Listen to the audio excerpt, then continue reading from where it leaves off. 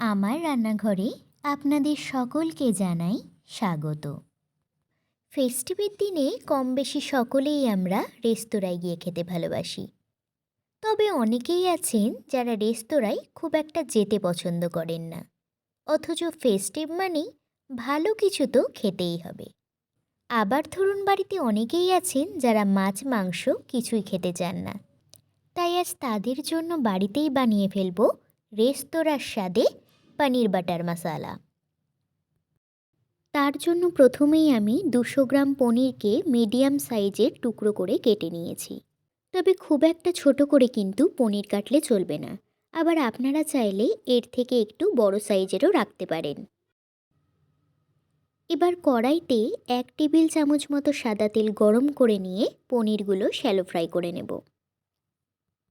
সাধারণত আমরা যখন আলু দিয়ে নিরামিষ পনির রান্না করি তখন পনিরের মধ্যে হালকা লবণ ও হলুদ দিয়ে পনিরগুলো ভেজে নিই, কিন্তু এই ক্ষেত্রে হলুদ ও লবণ ছাড়াই পনিরগুলো শ্যালো ফ্রাই করে নিতে হবে। আবার আপনারা চাইলে পনিরগুলো না ভেজেও কিন্তু রান্না করতে পারেন। দেখুন পনিরগুলো সব ভাজা হয়ে গেছে, এবার একটি পাত্রের মধ্যে নামিয়ে নেব।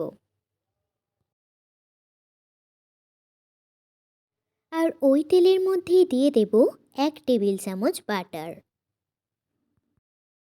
এবার বাটার মেল্ট হয়ে এলেই 1 টেবিল চামচ গোটা জিরা, একটি তেজপাতা, কিছুটা গোটা গরম মশলা আর 6 থেকে 7টি রসুনের কোয়া দিয়ে দেব। একটু নেড়েচেড়ে এর মধ্যে দিয়ে দেব 2 ইঞ্চি মতো আদা আর একটি বড় সাইজের ডুমো করে কেটে রাখা পেঁয়াজ। 1 মিনিট মতো একটু ভেজে নিয়ে এবার এর মধ্যে গুঁড়ো মশলাগুলো দিয়ে দেব।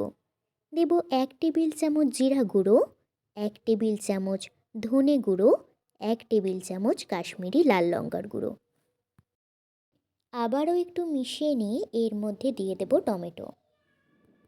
আর মশলাগুলো সেদ্ধ হওয়ার জন্য কিছুটা জল দিয়ে দেব। তবে পনির বাটার মশালা রান্না করবার সময় পেঁয়াজ যা দেব, টমেটো দেব তার থেকে বেশি। এরপর এর মধ্যে কিছুটা কসুরি মেথি আর সামান্য পরিমাণে চিনি দিয়ে ঢাকা দিয়ে রেখে দেব কিছুক্ষণের জন্য। 3 থেকে 4 মিনিট পর ঢাকা তুলে নিয়ে এবার দিয়ে দেব স্বাদমতো লবণ।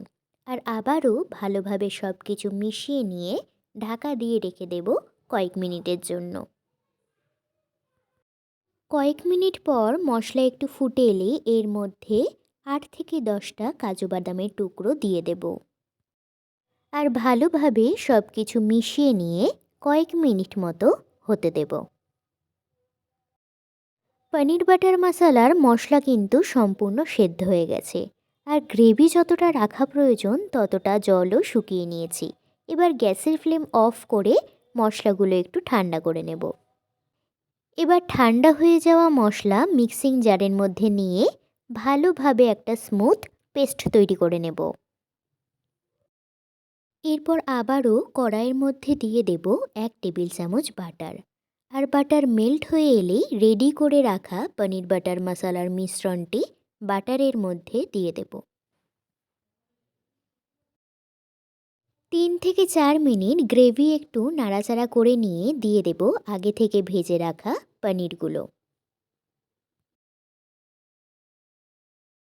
আর মশালার সাথে পনির ভালোভাবে মিশিয়ে নিয়ে এর মধ্যে দিয়ে দেব কসুরি মেথি।